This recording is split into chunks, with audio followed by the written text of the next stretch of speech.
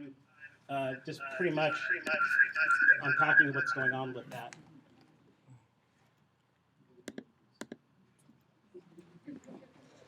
We're live now. All right, so I said And we're going to do this by Which link do talking I about send? open source campaigns. So we're going to talk about a political campaign, particularly Howard Dean's campaign, but we're really going to talk about this notion of an open source campaign. In order to do that, Yeah. let's start thinking about like what an organization is. So where's the it's sort of a Whether it's delay. like a Like look, school, roll up to it. uh, All right, stop. a business, Yeah, you see, it's government. a There are a delay. lot of different So you just have to put things it on to the an encoder, organization. but it'll keep on showing it. You know. An organization is people, The link is this it's Yeah. money and other resources. So again, whether it's a business, government, nonprofit, they're resources and people. There's a legal form attached to it, and there's some kind of administrative authority. But most organizations, there can be a variety of arrangements of any kind of an organization, and there are different consequences, and some are better than others, but there really is no perfect way. And for you to understand what the Dean campaign did, and to understand how you will be affected on your teams, as well as outside this class, like with what you're learning here, is to look at organizations in this most fundamental way. All an organization is a consciously coordinated system of activities involving two or more people. That's true whether the organization is a formal organization or not. So again, it could be like a formal company, corporation. It could be a number of you, 5 people on a corner, coordinating with each other. That is what organization really is. And the theme behind understanding where the Dean campaign came from and emerged is to think about all the elements of organization I talked about. Communication, information flow. When we're all, right now we're all face to face. Yeah, just go But on. what if we were all like just in different locations throughout campus and we're just messaging each other? I'm putting on the That's an organization too. So understanding what Yeah. organization and how it's going to change things in our society, if you are on top of that, it's amazing what you'll be able to accomplish for yourselves. And so very much the outline is I'm going to talk about political campaign fundraising in the United States, and then focus on Dean for America. All right, Professor, it's Yeah, live. it's It's on. working. All right, it's working. We're live, and it's on the. So we're going to look at this basic question here. Like, how did Howard Dean, the longtime governor of a small state, dominate other Democratic Party candidates in the fundraising primary of the 2004 presidential elections? So you might have heard this, that we're in an election year, 2016. The year before the presidential election is what they call the fundraising primary. The more money that you raise as a campaign, not only do you have resources, but the more that the press will take you seriously. I mean, does that make sense? I mean, like if you're a candidate that has raised $200 million, the press says, hey, let's follow this person. Whereas if you're, hey, I'm running for office, but I've only raised $1 million, the reporters may not really be as motivated, or it may not make sense to invest in it. So having money does matter in that year before. And how did Dean raise $40 million using web-based media and online tools? Today, in 2016, $40 million isn't really considered a lot to be a contender for president. But at the time, this was breaking fundraising records. So these are the questions that you can, hopefully in the next 15, 20 minutes, you'll have a sense of what's going on behind that. Okay, so first, fundraising in the United States. Number one is that political campaigns need money.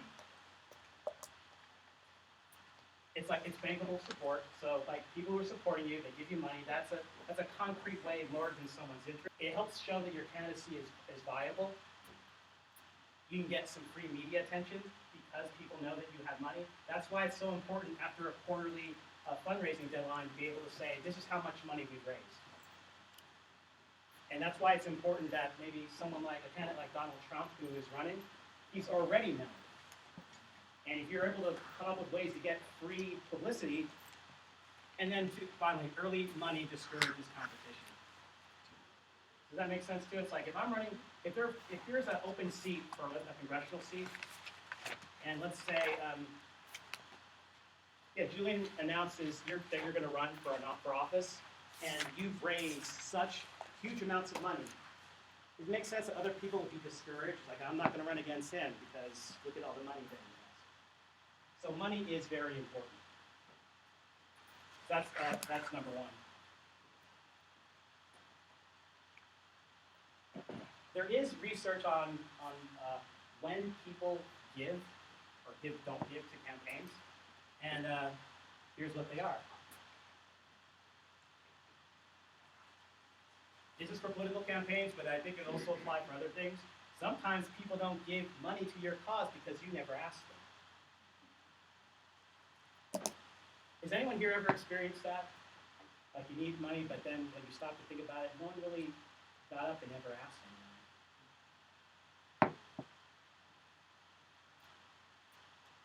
As a quick aside, this applies for what you're doing in your teams right now too.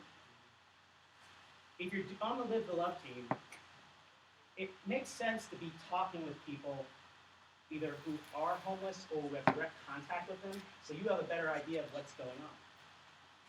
For Rutgers Day, you should be finding people to talk to about this, so you can ask them.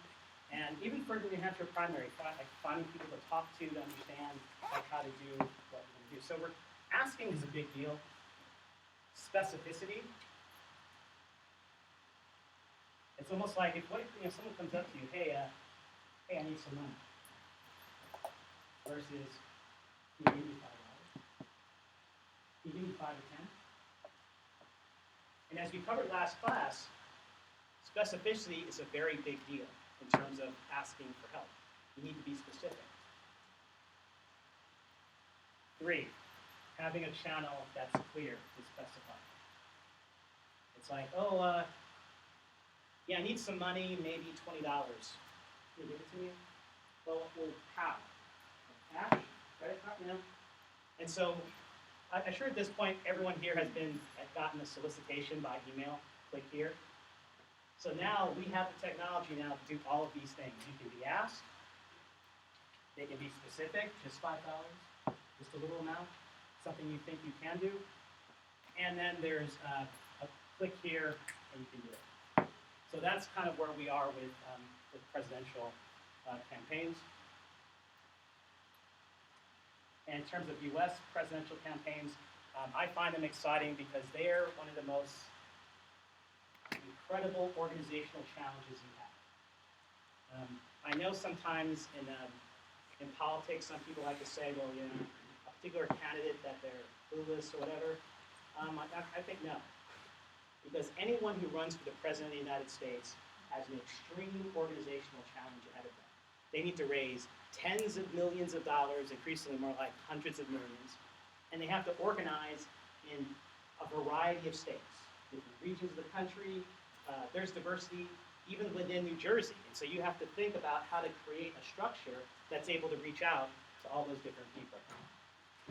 And so what Dean did is 2 things. He demonstrated relatively high levels of fundraising and volunteerism, and then he rose from a long shot candidate to a front runner. A lot of people have heard of the stream that we just saw, but what's really surprising when you think about it, if you go a year before that stream, he was a governor of this tiny state that hardly anyone, even in the Northeast, has ever even visited. Like today, people might have heard of it because the state's mentioned in the TV show Scandal, so they've heard of Vermont, maybe. But for him to not have nationwide understanding and not have a lot of funding to be the front runner is pretty an amazing thing. It's a very surprising and amazing thing.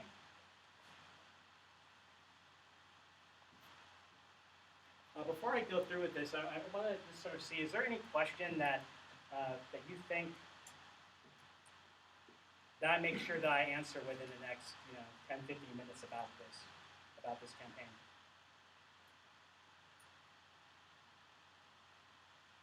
Yeah. Okay, well, a lot of people associate it with the stream. It makes sense. I'll show you like another version of that. of that scream. It's my assessment that it wasn't the scream. He had raised a lot of money, and my understanding is he had run out of money at the end of Iowa. So he was out of money. And usually in presidential campaigns, the reason why someone quits, it's not their ego, it's because they are in debt. That is why they usually leave. And so he had reached the point he had spent all of his money, and I think he was uncertain about being able to rate. And so that's really when the campaign is over. And you know, having that scream and the negative publicity about that makes it harder. But can I see it? Yeah. I remember hearing that during his campaign, he had set up one person for each state that would manage his campaign. So since we're talking about organizational theory, like how did you manage that? How was he organized to do that? Actually, a great question. So we're definitely going to cover that. And what I think you'll see is that it kind of comes back to like the last class I was talking about. One of the issues is organic structure for things. That remembering that an organization involves people, and there needs to be some structure of some kind at any given point. It may change, but it needs some kind of structure. Just like in your teams, there's a captain, there's a second, and there are different roles. And each team would be different if, let's say, a different person were captain. That just happens. You know, it's a human thing. But yeah, that's a great question. How do you structure an organization to be able to be competitive, to attract resources? All right, so these are the things that Dean for America did. A lot of local organizing. Not just the United States. I actually know some people who are active with the campaign in Japan and in Europe as grassroots people. Small donation, fundraising using online tools. They had this space called Blog for America, which is where supporters could go. The campaign manager, Joe Trippi, referred to it almost like as a water cooler, where anytime, I'm trying to think, now I think it can be done, even though I don't think I see campaigns doing it. But if you were interested in Howard Dean, you could go to Blog for America any time of day or night. You go to the comments, and somebody's there to talk to or to read. Anytime. It's like it's always open. And in fact, I'm pretty sure that, most people didn't talk about the term blog until after this campaign. And then there were a lot of unofficial websites and virtual group franchises. So part of the secret of the Dean campaign was it didn't rely just on individual formal people in each state. There was a lot that was coming from the bottom up. So, again, overview, how they use digital media, and then what the implications are. This graph here is why it's worth looking at, what the Dean campaign did. So this is the year before the 2004 primary started. At the end of the first quarter, end of March 2003, Dean was like down here in fundraising. And there were other people who were running. John Kerry was very well known as a senator. John Edwards was pretty well known as a senator too. Dick Gephardt was, I think, was he the Speaker of the House?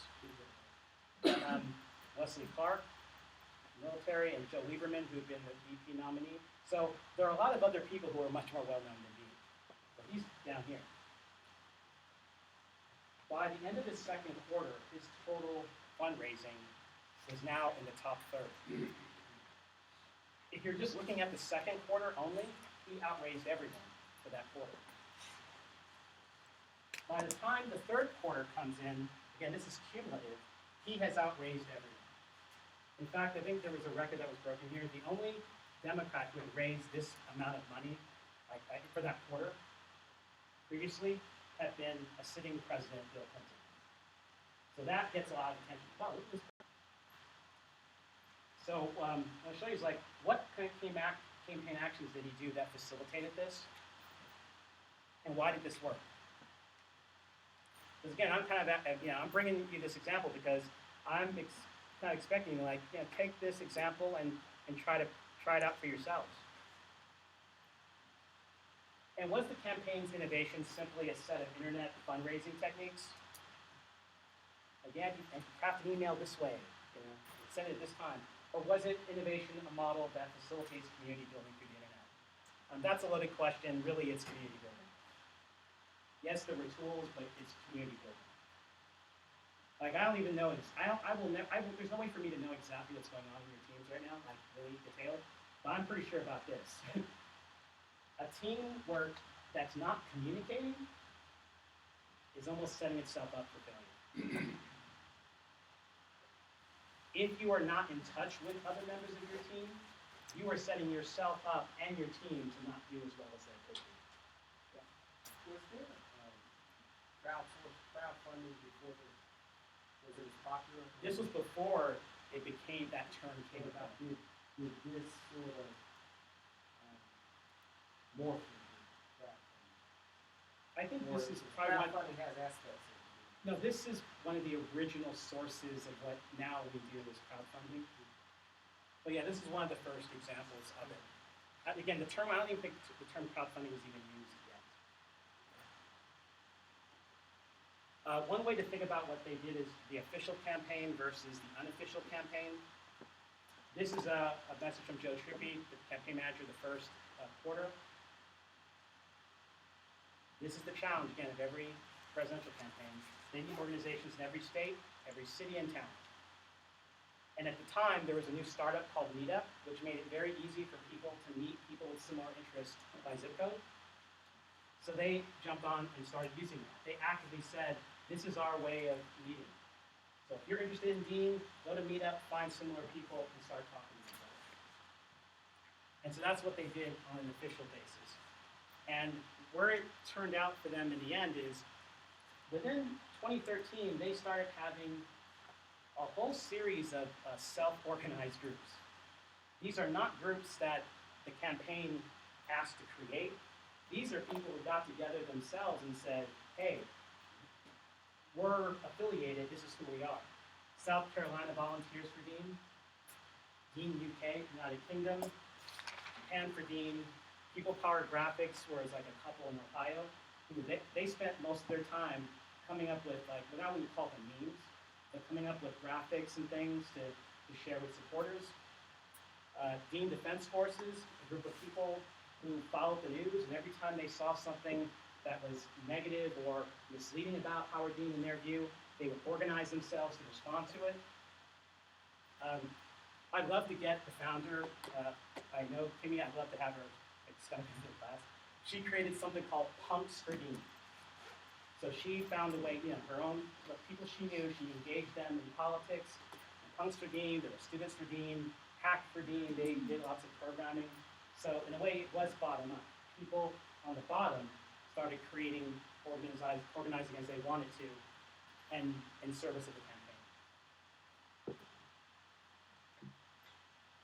And what the campaign did is they had official things like meetup.com, they had Blog for America, they had tools where you could look up by your zip code what events are in your area, something that I think every presidential campaign does at this point. And there are all these unofficial websites and blogs.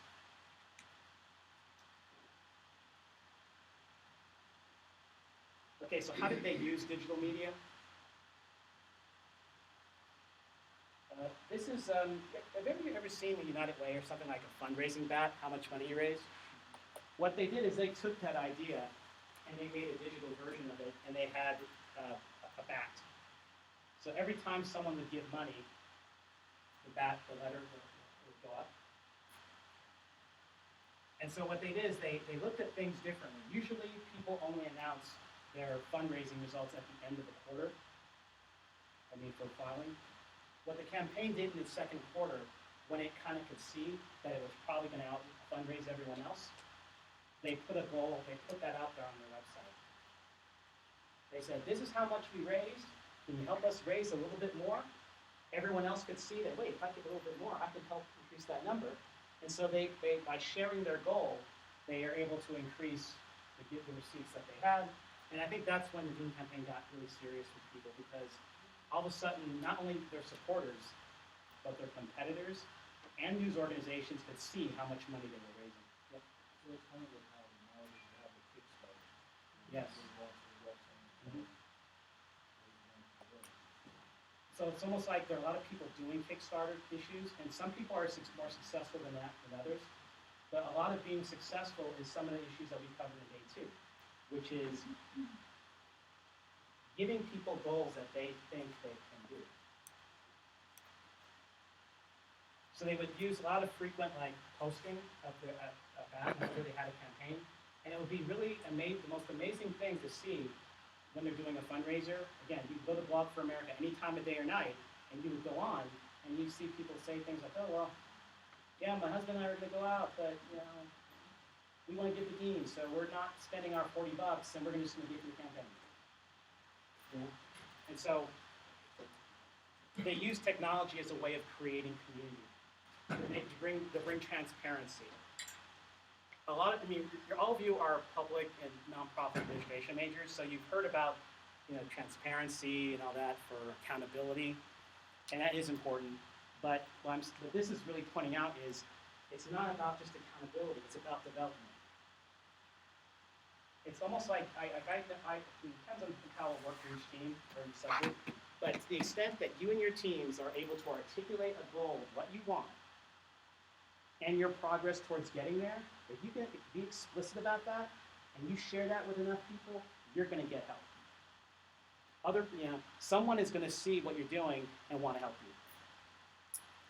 But you have to know how to create a goal explicitly and be willing to share what you don't have. Share what your gaps are. So all they did is they took traditional campaigning, specific concrete action, give it a targeted donor an easy and quick way to act on that request, and then they sort of took the fundraising thermometer to the internet to have clarity of goals and regular feedback of the results.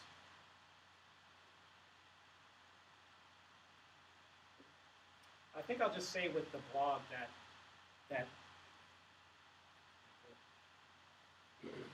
it's kind of like what we're using, like Slack. In a lot of ways, it's a community more than anything else. It's like this, by having a blog where people would talk to each other, believe it or not, a lot of people got to know each other. There are people now who are friends for a long time because they were on this blog at the same time. And so again, that's the kind of organic structure that you need in order to be effective in drawing other people. That's why I was kind of harping on this like last week, that if you're looking for a course where you can just be disengaged and not talk to anyone, just get out. Because that's holding back everybody else. If all of us in this class, if we're communicating, it's that famous saying, many hands make light work. If we're all communicating, we're going to get a lot done, you're going to learn things, and it's going to be fun. Imagine that.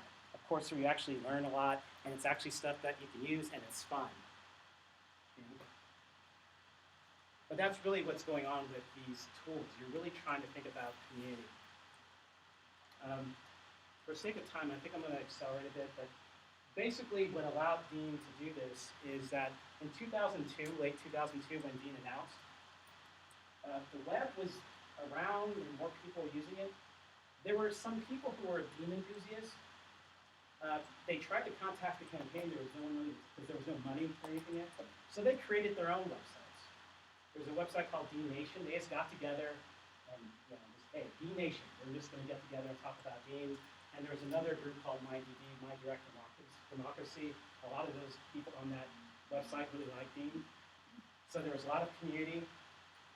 One of the people who was on MyDD, an author of it, he was like, the campaign should have a blog.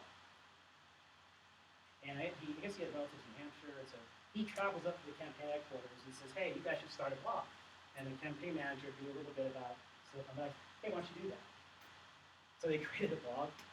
And then I've interviewed Matt about this, and it's like when he started it, the blog was just a series of communications, like emails, regularly. And again, this is kind of like Slack, in that you send an email out or a message out, you don't get a reaction. But if you're doing it on the course, everyone in class is seeing it. So that's kind of what they were doing, just sort of sending messages out. But in June 2010, they opened up comments so people could talk to each other. So that's when it kind of became a community for themselves.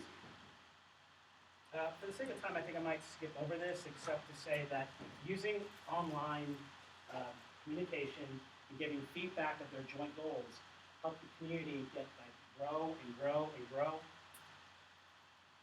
and be able to raise more money. So that you're even able to create personal websites, your own personal website to raise money for the candidate. So here's this personal website that's mine. I can put in my own emails, and the campaign I can solicit for the campaign through online tools.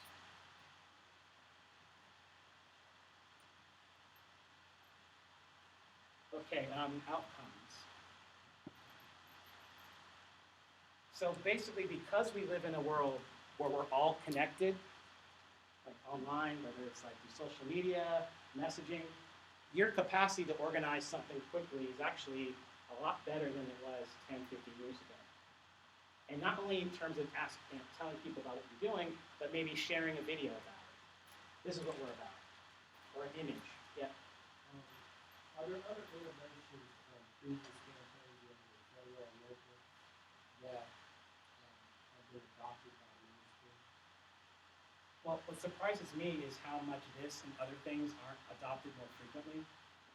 So I think one innovation on using the tools, I think is Ron Paul, the money bomb. So let's all pick a time, and on this day, we're all going to give a lot of money, and that's going to create news because all of a sudden we raised $3 million. So there's actually a lot of room for innovation here.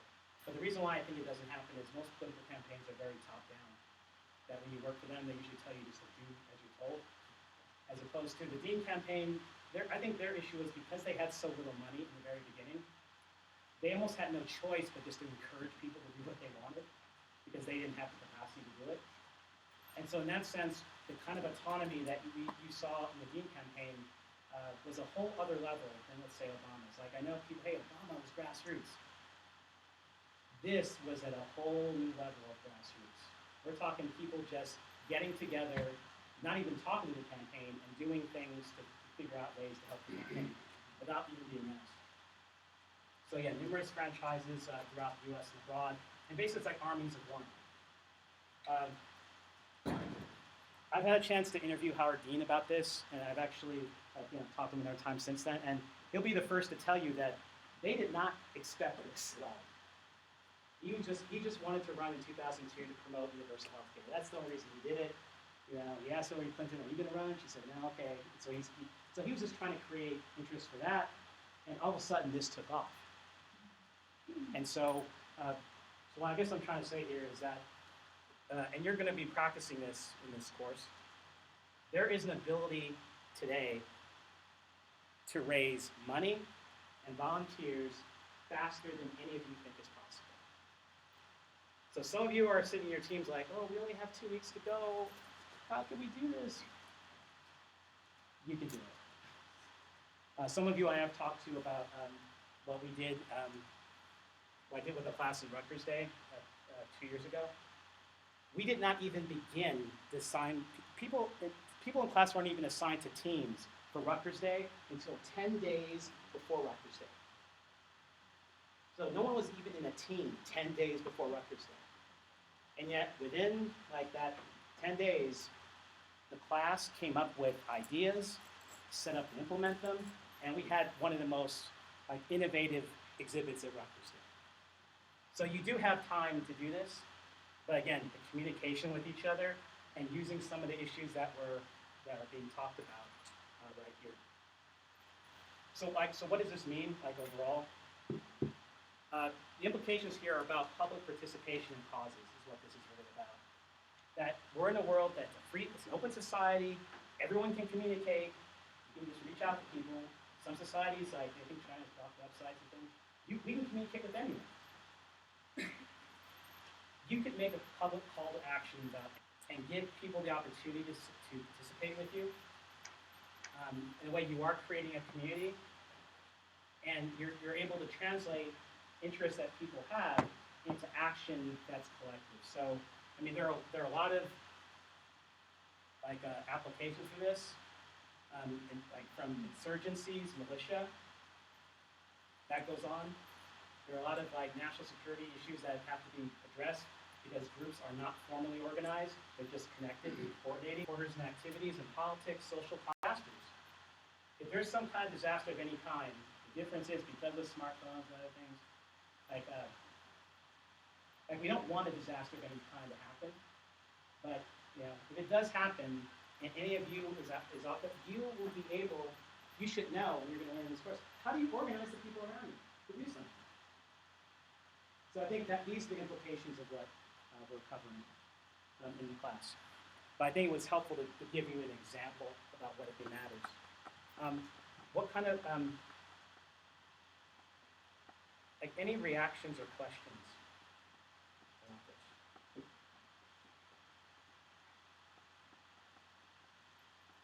Yeah. In order to, like, I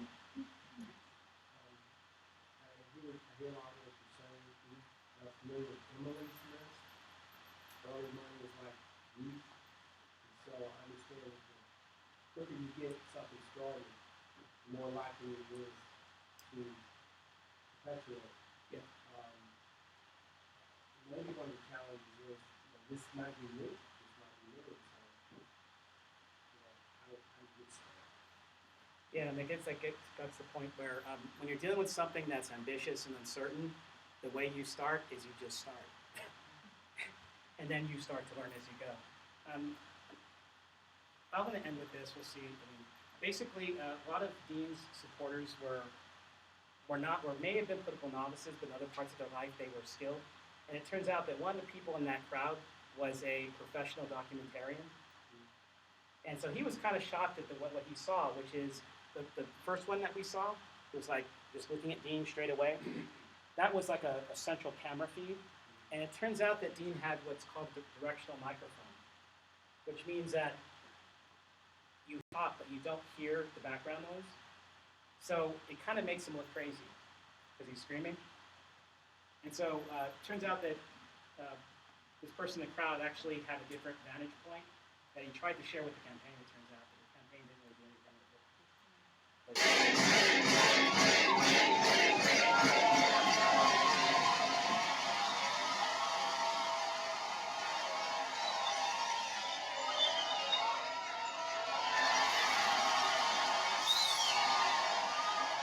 I'm sure there's some disappointed people here. You know something? You know something?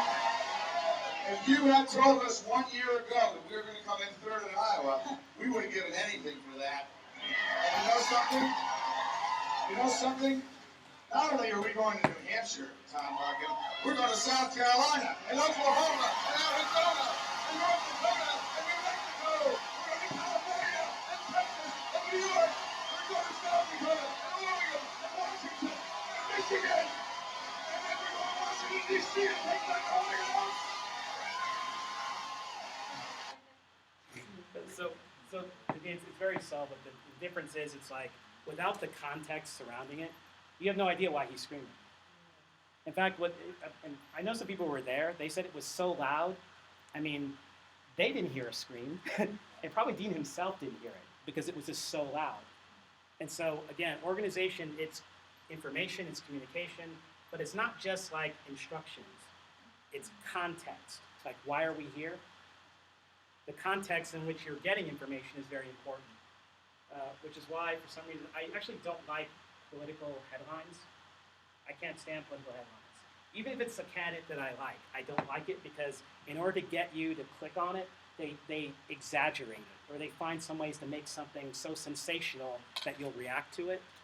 But that's not really the complex reality of what's going on.